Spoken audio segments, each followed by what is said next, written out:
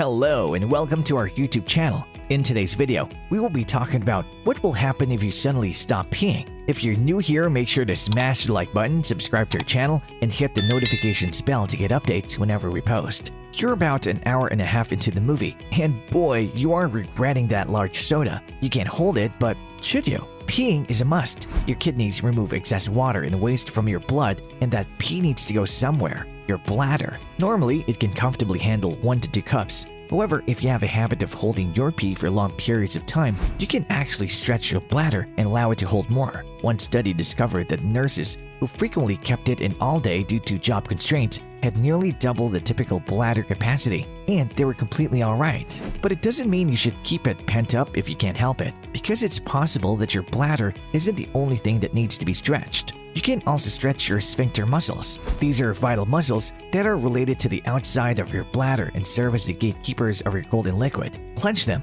and you'll be able to keep the gold. Relax them and the water will be released. However, if you overstretch them, you may lose control. This is rare and it usually takes decades of holding it too long to get there. But if you do, it can lead to some awkward or even deadly circumstances. For example, if you have less overall control, you run the danger of leaking urine when your bladder is full and not completely emptying it when you finally do go. Not only does this increase your need to urinate more frequently because your bladder fills up faster, but it can also lead to a serious condition known as urinary retention, in which you end up with too much urine in your bladder for too long. And because your bladder is essentially a warm, wet sack of body waste, it's the perfect breeding environment for harmful bacteria that can cause a range of problems. Even worse, if you're unlucky and retain too much urine, it may back up into your kidneys. This could result in kidney failure and eventually death.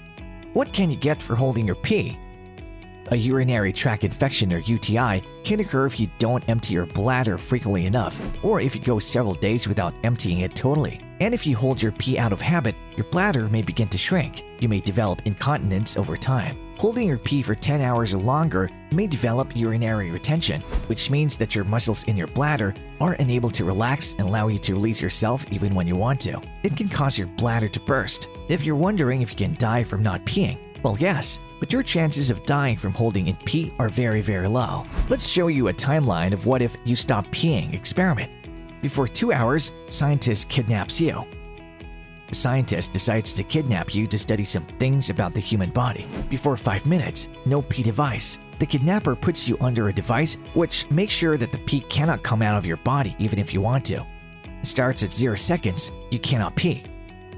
From now on, you can no longer pee even if you want to. After 2 hours, easy start. You will start to want to pee, but for now, it'll be easy not to pee. After 8 hours, much pain. You start to get a strong pain, which increases as time increases. After 10 hours, immobile. A full bladder would not let you move as the muscle pain would be very strong. After 12 hours, you'll be very thirsty. Your kidneys would act as a filter, but urine still couldn't get out of your body. You'll be very thirsty as your kidney works much more than normal. You'll have to drink more. After 14 hours, sphincter contraction. Sphincters are special circular muscles that open and close certain body parts. Most often, the action of a sphincter is to regulate the passage of some type of fluid, such as bile, urine, and fecal matter. But because of sphincter contraction, this would cause you to be unable to pee even if you wanted to. Sounds painful, right? After 16 hours, insomnia. With all the pain that you will be suffering, it'll be impossible to sleep. I guess coffee can't save you this time. After 23 hours of not peeing, the bladder explodes. With more and more pee in the bladder, it would pass like a balloon when you fill it with too much air. A burst bladder is a life-threatening condition. After 1 day, urine everywhere and more bacteria. After the bladder ruptures, the urine will go all over your body but without leaving it. Also, more and more bacteria will accumulate inside your body that can lead to possible infections. After 1.3 days, bloating. Due to the bacterial oxygen in your body, you'll experience being bloated. You feel as if you've eaten a big meal and there's no room in your stomach. Your stomach feels full and tight. It can be uncomfortable or painful. Your stomach may actually look bigger. After 1.8 days, much potassium. Urine contains a lot of potassium, which would mix with your blood. This excess potassium doesn't leave your body through urine. Instead, it travels through your kidneys and back into your bloodstream. Eventually, dangerous amounts of excess potassium can build up in your blood. After 2 days, shaking. your potassium level increases if you have a condition that affects kidney function. You will start to shake a lot due to the high concentration of potassium in your blood. This can make it difficult for your kidneys to filter excess potassium from your blood. After 2.5 days, swollen face.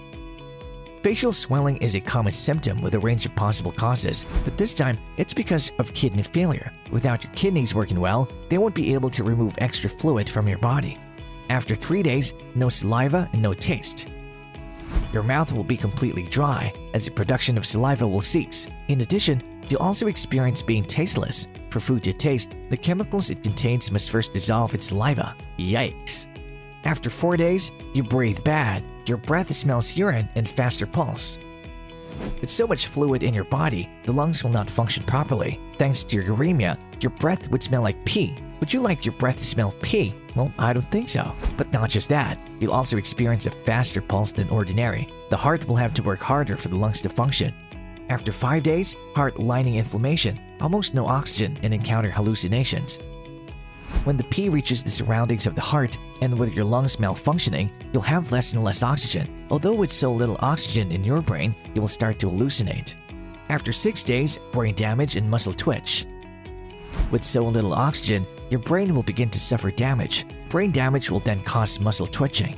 After 7 days, infections, damage organs, and fever.